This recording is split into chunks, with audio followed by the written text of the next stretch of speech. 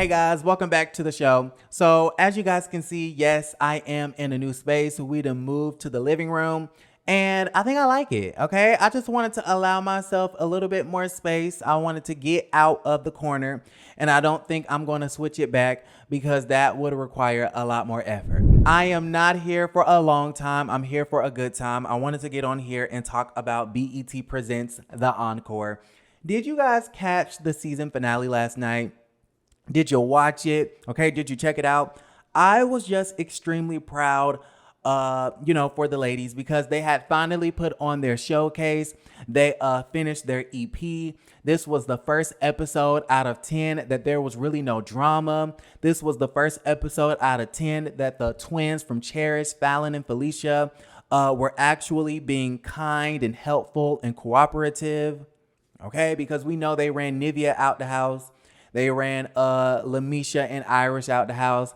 They ran Aubrey O'Day out the house because I guess they wanted to be the stars of the show, which they kind of got their wish. Okay, Bluprint is basically Cherish and the girls. And no, that does not include Miss Pamela Long of Total. And the producers decided to put up a title card at the end of the finale that basically said that Pamela quit the group because she wanted to pursue a career in gospel music. I'm not judging the situation because when the spirit or when God tells you to move, honey, you move, okay? You don't ask no questions. You don't hesitate. You just go with the spirit. So congratulations to Pamela for, finally coming to that realization.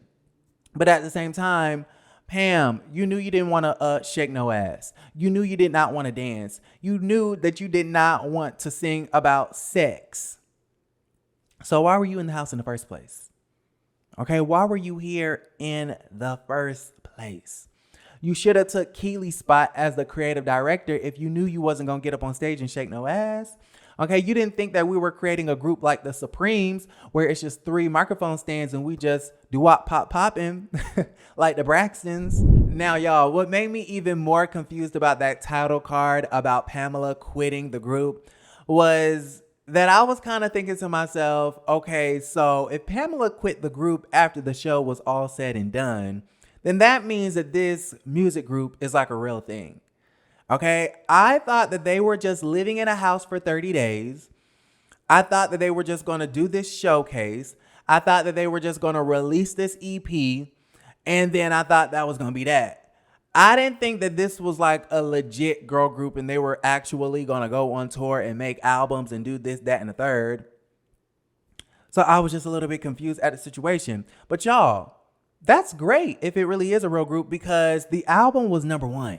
Okay, the album was #1 on iTunes, beating out Olivia Rodrigo and Billie Eilish. And if you know anything about pop music, then you know that Billie and Olivia are like the 2 biggest white girls of the moment. So the fact that Bluprint, okay, from BET Presents The Encore is outselling Olivia and Billie is saying something huge, okay? I know Felicia and Fallon are making some checks, okay? They're getting their coins up because we know that they basically produced, engineered, and wrote the whole album or EP. So y'all let me know how y'all felt about the season finale. I thought it was really good. Congratulations to the ladies. And I feel like we should get a season 2. Okay, I don't think the concept should be the same. I think we should focus on Bluprint. Okay, Felicia, Fallon, Shamari, and Keely. If this is really going to be a real group. And I think it should kind of be like a making the band, right? The first season was them making the band. And then the second season was them being the band. All right. That's my little producer hat. So Carlos, call me up if you need a field producer because I will definitely get the girls together. All right, y'all. So very quickly, I wanted to come on here and talk about the Real Housewives of Beverly Hills because last night's episode was amazing. Okay. Last night's episode was the best episode of the season because we are finally getting into Erika. This whole time, Erika has been whining and crying and complaining and acting like a victim.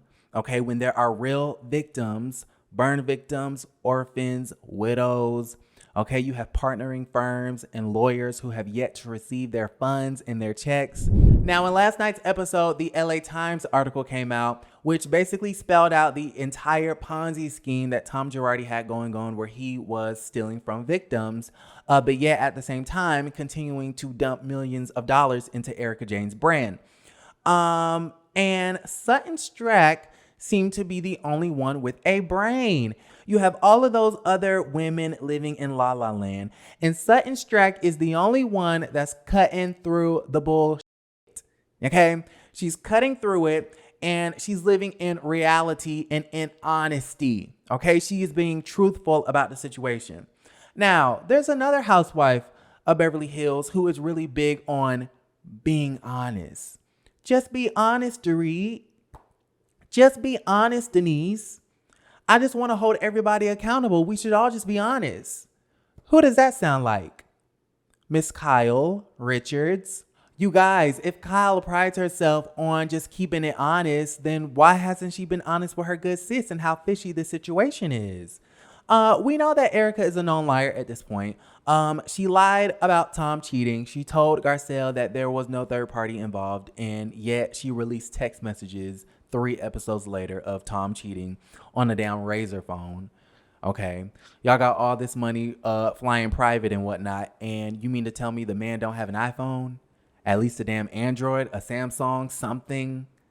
We're still using a Razor from 2006? I'm a little bit confused at that situation. We know that there were multiple holes in her cliff story. We know that, or at least I don't believe her when she says that she has all of these properties that she's never been to. Erika, you don't have a bank card, a debit card, an ATM card, a card connecting to your checkings account. You don't even have that. Everybody who has a job or an income or, you know, some sort of money stream has a debit card. You're on the Real Housewives of Beverly Hills, sis. You were on Broadway. You did a book deal. You did a shoe dazzle deal. You did all of this stuff with your Erika Jayne brand. You have a whole book that was on the New York Times bestsellers list. And you don't have a checkings account with a debit card attached to it? Seems like a lie.